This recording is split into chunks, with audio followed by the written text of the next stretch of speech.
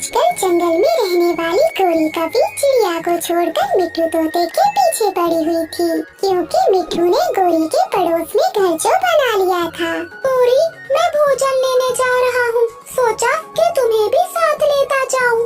मैंने अपने लिए कल एक फल ढूंढ लिया था, वो मैं फल पत्तों में छुपाई थी। मैं तो आज वो फल तोड़ने जाऊंगी।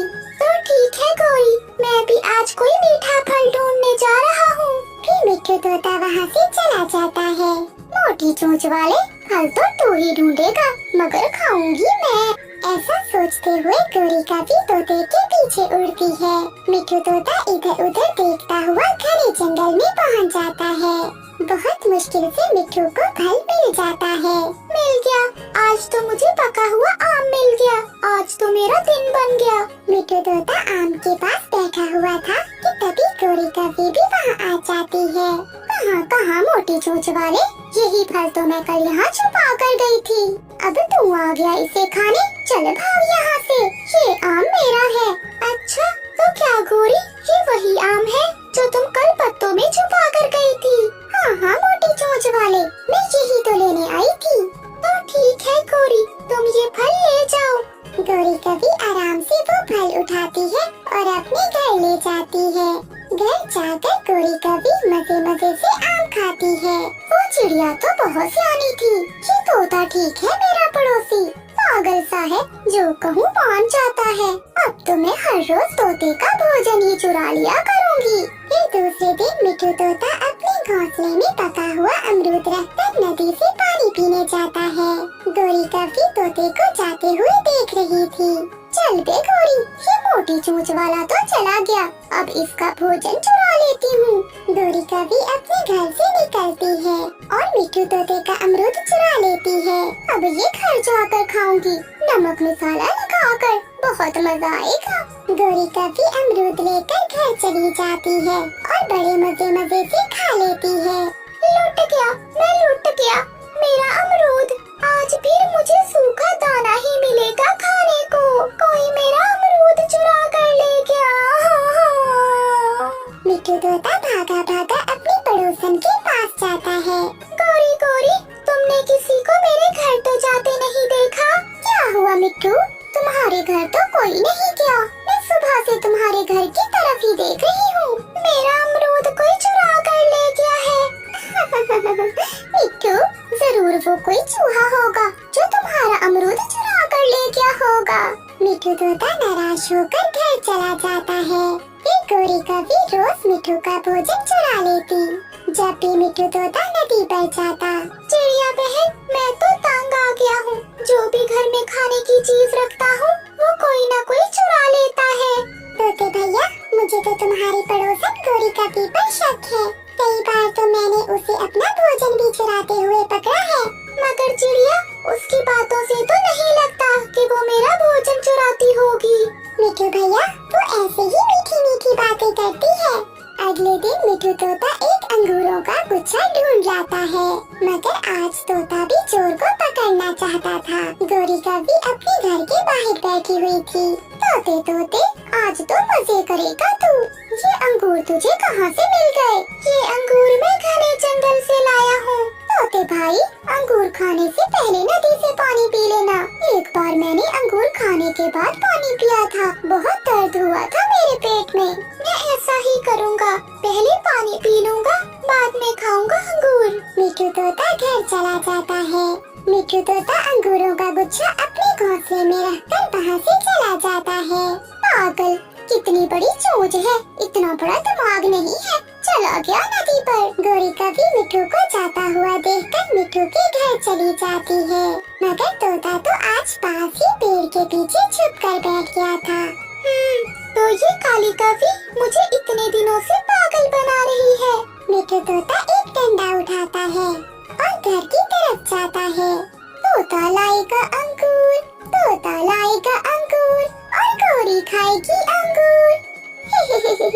मिट्ठू, तेरा शुक्रिया जो मेरे लिए इतने मीठे मीठे अंगूर लेकर आया। गोरी जब पीछे मुड़कर देखती है तो मिट्ठू तोता पीछे खड़ा था। मम्मा, मैं तो ये देखने आई थी कि अंगूर खट्टे तो नहीं है। तोता लाएगा अंगूर और तोता खाएगा अंगूर और खाएगी डंडे। फिर मिट्ठू तोता गोरी की खूब पिटाई लगाता है। मेरे प्यारे मिट्ठू भाई, मेरी पूंछ पर मत मारो, ये पहले ही कई बार टूट चुकी है। छोड़ दो प्लीज, मुझे छोड़ दो, मैं फिर दोबारा कभी चोरी नहीं करूँगी। पिटने के बाद गोरी कभी रोती हुई वहाँ से भाग जाती है। प्यारे दोस्तों, इस कहानी को लाइक, चैनल को सब्सक्राइब और अपने दोस्तों के साथ शेयर करना मत भूलिएगा। आपका चिड़िया बहन, मुझे आपकी मदद की जरूरत है।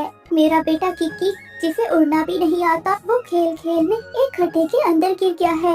वो खड्डा बहुत गहरा है, वो इतना छोटा है कि मैं भी उस पे नहीं घुस सकता।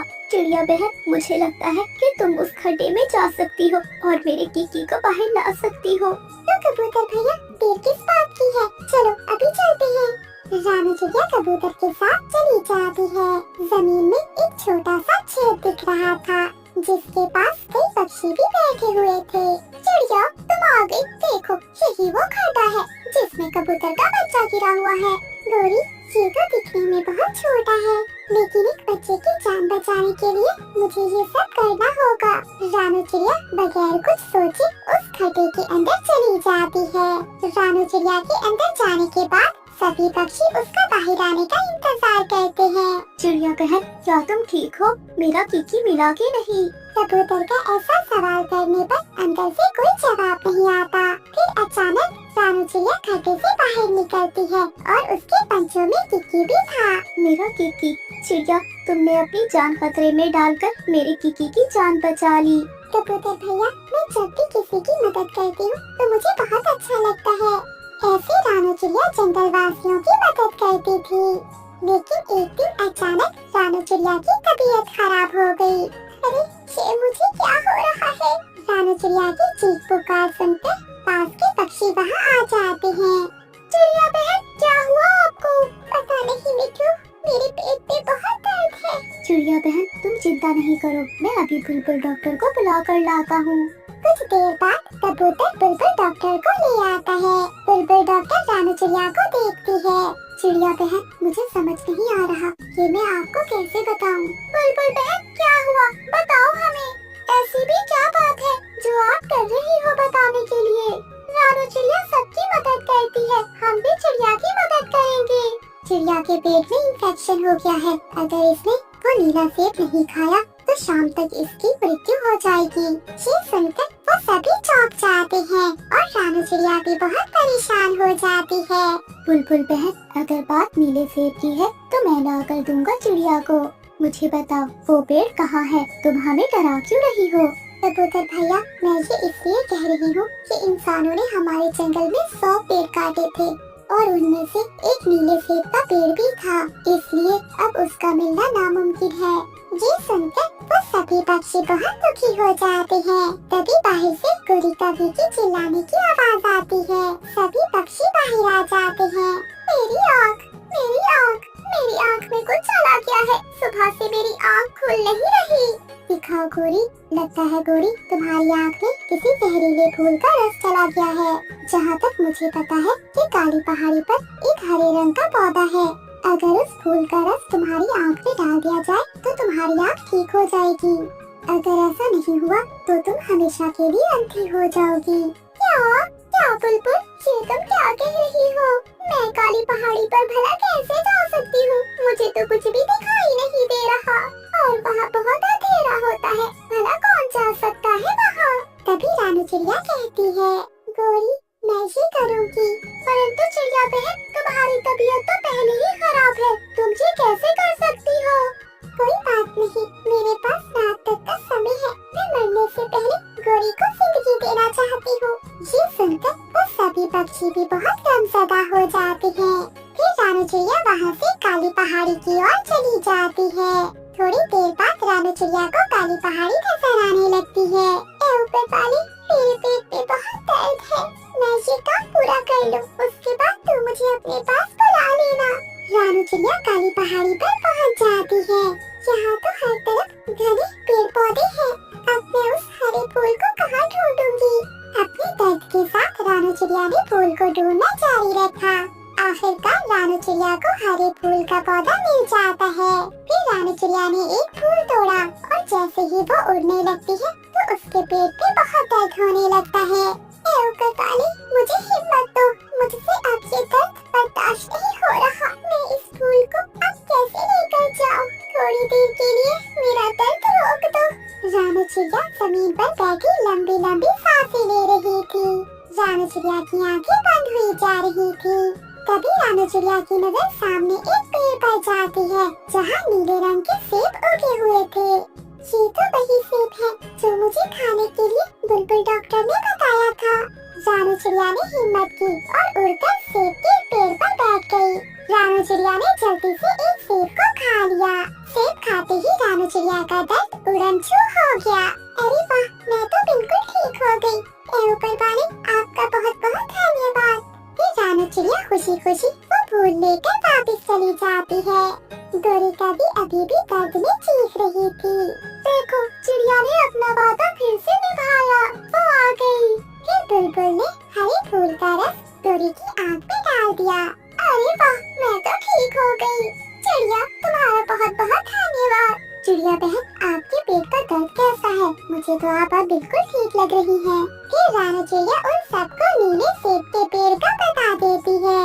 ये सुनकर सभी पक्षी बहुत खुश होते हैं। रानू चिड़िया का स्विमिंग पूल था। जंगल के सभी पक्षी खुशी खुशी रानू चिड़िया के स्विमिंग पूल में नहाने आया करते थे। उसको पैसे देते जिससे रानू चिड़िया के घर का राशन पानी चलता था। चिड़िया बेटी, सुबह हो गई है, जल्दी से उठ जाओ और अपने स्विमिंग पूल को जाकर देखा कोई पक्षी मुफ्त में तो नहीं नहा रहा। मम्मा, नहाने से क्या जाता है? नहाना है तो नहा ले, हम किसी को मना तो नहीं कर सकते ना। चिड़िया बेटी, नहाने से जाता तो कुछ नहीं है, मगर हाँ, हमारा राशन पानी इसी से चलता है, इसलिए अपनी रोजी रोटी के लिए ये सब करना पड़ता है। मम्मा चिड़िया रसोई में जाकर खाना बनाना शुरू कर देती है और फिर गुड़िया स्विमिंग पूल की तरफ चली जाती है। हमारे स्विमिंग पूल का पानी कितना साफ सुथरा और बहुत अच्छा है। अगर इसमें एक तो मछली होती तो बहुत ही मजा आ जाता। तभी वहीं पर गोरी कभी अपने बेटे जग्गू को लेकर आ जाती है। गुड़िया, मेरा बेटा जग्गू नहाने लगा है, उसको जाने दो। गुड़िया आंटी, मम्मा ने मना किया है, हमने किसी को मुफ्त में भी नहीं नहाने की जगह देनी। आपको पता है, इसी से तो हमारा राशन पानी चलता है। गंदी छोटी चिड़िया, अगर मेरा बेटा जग्गू नहा लेगा तो फिर कौन से तुम लोग भूखे सो जाओगे? एक पक्षी से नहीं भूखे मरते तुम लोग। जाओ जाओ बेटा जग्गू, जाकर मेरा शेर नहा ले। मम्मा मम्मा, आप भी मेरे साथ चलो ना, आप भी मेरे साथ नहाओ। जग्गू बेटा, मुझे ठंड लगती है, जाकर तुम नहा लो, तुम्हारे शरीर से गंदी बू आ रही है। गोरी आंटी, आप ऐसा नहीं कर सकती, मेरी मम्मा ने मना किया है, हमारे स्विमिंग पूल में कोई भी मुफ्त में नहीं नहाएगा। गंदी छोटी चिड़िया, तू ऐसे नहीं मानेगी। गोरी कभी गुड़िया को धक्का दे देती है। गुड़िया स्विमिंग पूल में गिर जाती है। गोरी का बेटा जग्गू भी स्विमिंग पूल में नहाने लगता है। रोते हुए गुड़िया स्विमिंग पूल से बाहर आती है और फिर अपनी मम्मा के पास जाती है। मम्मा, मम्मा, गोरी आंटी बहुत बुरी है, बहुत बुरी है। जब मैंने उनको मुफ्त में नहाने से मना किया तो मम्मा ने मुझे स्विमिंग पूल में धक्का दे दिया, मेरे सारे पंख गीले कर दिए। गुड़िया बेटी, किसने कहा था उस लालची कवि से बात करने को? वो बहुत ही दुष्ट कवि है, उससे बात नहीं करनी थी, आपने कोई वास्ता नहीं देना था। मम्मा, आप ही ने तो कहा था कि हम किसी को मुफ्त में नहाने की इजाजत नहीं दे सकते, इससे हमारा राशन पानी जुड़ा है। गुड़िया बेटी, पैसे भी उन्हीं से लिए जाते हैं जिनको हिसाब किताब आता हो। ये तो दुष्ट पक्षी है, इनको तो बस मुफ्त की चीजें चाहिए। रानू चिड़िया अपने स्विमिंग पूल की तरफ जाती है। गोरी बहन, आपने बहुत गलत किया है मेरी गुड़िया को धक्का देकर। अच्छा, तो बता दिया तुझे उसे छोटी चिड़िया ने, मैं तो उसका मुंह तोड़ने वाली थी। शुक्र करो कि मैंने उसकी चोंच नहीं तोड़ी, और अगर तुम चोंच तोड़ भी देती ना तो मैं भी तुम्हारा मुंह तोड़ देती। अच्छा, तुम मुझे मारेगी, यानी कवि को, वो भी गोरी कवि को? अभी बताती हूँ अपने कालू को, मेरा कालू मार मार के तुझे गंजा कर देगा।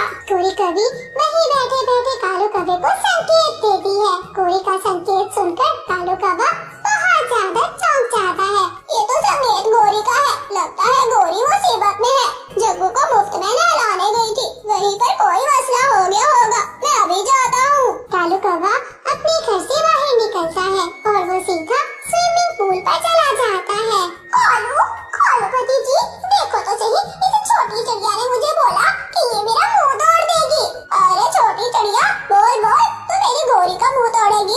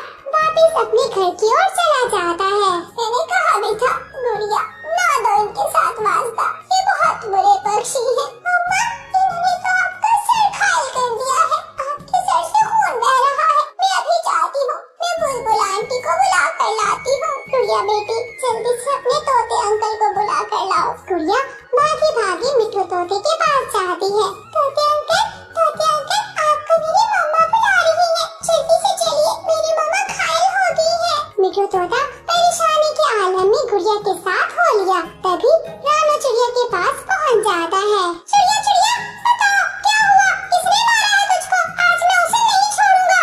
तोते भैया ये मुझे चौचे उस कालू कौवे ने मारी है। तोते भैया मुझे बचा लो, मेरी एक छोटी सी बेटी है। अरे कालू कौवा पागल हो गया है क्या? ऐसे क्यों मारेगा? मैं उसका मुंह तोड़ दूंगा। तोते भैया वो मुफ्त का नहाते थे मेरे स्विमिंग पूल पे, मना करने पे उन्होंने बहुत मारा। रानू मैंने सोच लिया है, ये कौवे ऐसे सीधा नहीं होंगे, मैं इनके लिए जरूर कुछ न कुछ करता हूँ। तोता एक उपाय सोचता है और रानू चिड़िया को सब समझा देता है। हाँ तोते भैया ये उपाय बिल्कुल ठीक रहेगी, ये उपाय इनका दिमाग ठिकाने लगा देगी। फिर अगले दिन मिट्ठू तोता जहरीले केमिकल वाली बोतल लेकर आता है और उस केमिकल को उस स्विमिंग पूल में उड़ेल देता है। हाँ अब आएगा मजा, जब ये कौवे मुफ्त का नहाएंगे तो बाद में सजा भी मिलेगी इनको। ऐसा कहकर मिट्ठू तोता रानू चिड़िया के घर चला जाता है। चिड़िया तुम चिंता न करो, तुम्हारे भाई तोते ने आज़म कर लिया है कि इनसे बदला जरूर लिया जाएगा। हाँ तोते भैया बदला तो लाजमी ही लेना है, इन्होंने मेरे सर पर चोट लगा दी है, बहुत मारा है मुझे, मैं भी इनको माफ नहीं करने वाली। तोते अंकल बस जैसा भी हो, मैं इस गोरी आंटी को रोता हुआ देखना चाहती हूँ, इन्होंने हमें बहुत जलील करके रखा था। जग्गू मेरा बेटा जग्गू, चलना, कल तुझको नहाने में कितना मजा आया था, आज मैं भी चलती हूँ, हम सारे नहाएंगे। हाँ और तो छोटी चिड़िया की मजाल नहीं है।